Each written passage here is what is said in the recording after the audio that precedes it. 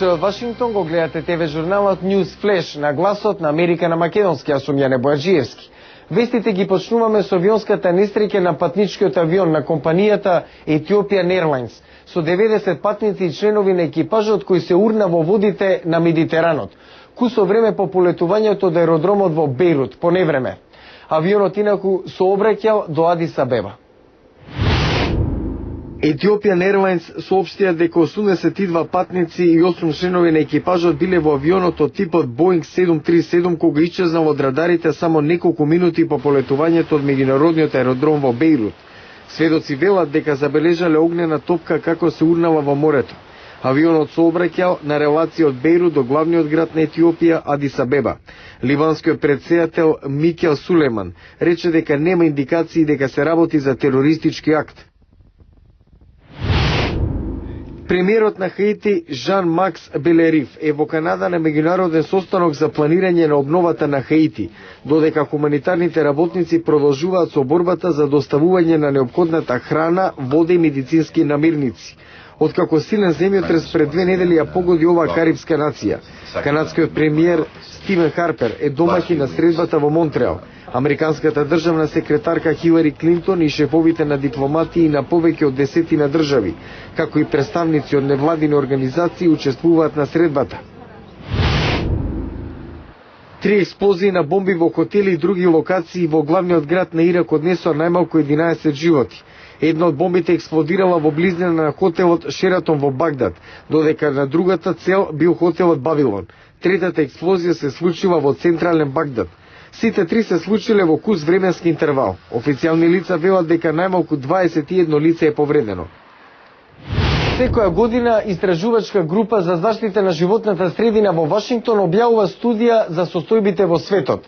Оваа година таа се фокусира како да се замени културата на потрошување со културата на одржливост. Многу економии во светот влегоа во трендот на заштита на животната средина, но многу остануваат надвор од него, се уште фокусирани на потрошувачка, покажа нова студија. Тоа мора да се промени, вели Крис Флавин, председател на World Watch Institute во Вашингтон. Светот направи огромен напредок во промена на политиката, инвестирајќи во нова технологија и воопшто кревајќи ја свеста за проблемите на животната средина. Но ние мислиме дека недостига голем дел – трансформацијата на човечката култура од потрошувачка кон одржливост. Соединетите Американски држави се потрошувач број 1 во светот, вели Ерик Асадуријан, директор на проектот. Само Америка консумира 1/3 од светските ресурси. Тој вели дека промените мора да дојдат преку медиумите, образованието и владата. Некои од нив веќе се одбиваат. Во текот на годината, кога Мишел Обама промовираше зеленчукови градини, семињата во продавниците беа распродадени. И холивудските филмови, како Аватар, додаваат на создавањето поинакво гледање на средината. Флавин вели дека бизнисите исто така имаат позитивно влијание, како огромниот Walmart, например. Од една страна, целиот бизнес модел на Walmart е заснуван на потрошувачка. Од друга страна, компанијата направи големи напори да ја интегрира одржливоста на животната средина, не само во својата дејност, туку и да го префрли тоа на снабдувачкиот синџир. Но не се сите согласни дека потрошувачката треба да се намали. Патрик Майкл е од Като институтот. Дека населението ќе биде толку високо што ќе има крах или дека светот ќе остане без храна ако не промениме нешто, тоа едноставно не е точно, вели тој. Но религиозните лидери, како папата Бенедикт, ги уверуваат верниците дека потрошувачката не е начин да се најде значење. А Садуријан инсистира дека парите не купуваат среќа. Ако продолжиме да се дефинираме со тоа што го имаме, тоа ќе доведе до трагичен крај. Тој вели дека глобалната економија мора да се промени кон одржлив систем и тоа сега, пред социјалните прашања и еколошката деградација да станат предоминантни. Во продолжение на News Flash, научниците велат дека омега-3 маслените киселини кои ги има во рибиното масло им овозможуваат на луѓето со срцеви заболувања да живеат подолго.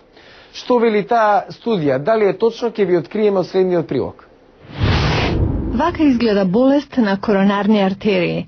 Наслаги се таложат во коронарните артерии и го блокираат текот на крвта до срцето. Болеста на коронарни артерии е една од водечките причини за смрт во светот. Бројни студии покажуваат дека риби кои живеат во студена вода, пастрмка, туна и други масни риби, содржат омега-3 масни киселини што може да го намалат ризикот од оваа болест. Но никој не знаеше точно зошто. Доктор Рамен Фарзанех на Универзитетот во Калифорнија изведе студија да види дали има некаква врска меѓу старењето на клетките и киселините омега-3.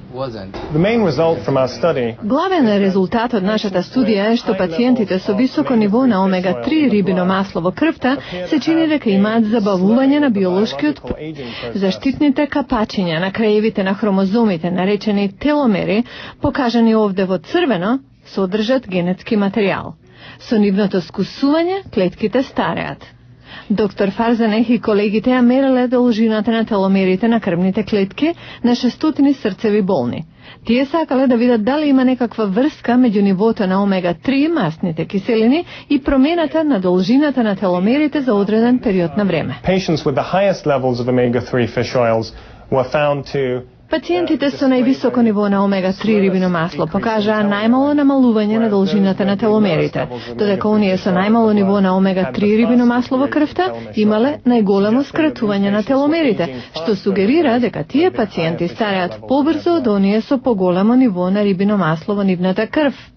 Препораката на Американската асоциација за срце да се зема најмалку 1 грам дневно рибино масло е во согласност со резултатите на оваа студија.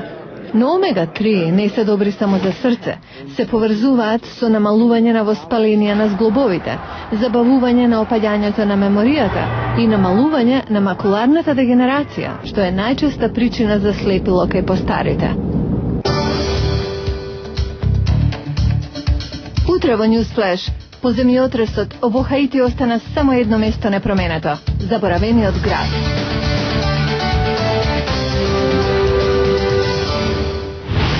Тоа беа вестите за денеска. Јас сум Јане Бојаджиевски од студиото во Вашингтон. Го гледавте ТВ журналот News Flash на гласот на Америка на македонски.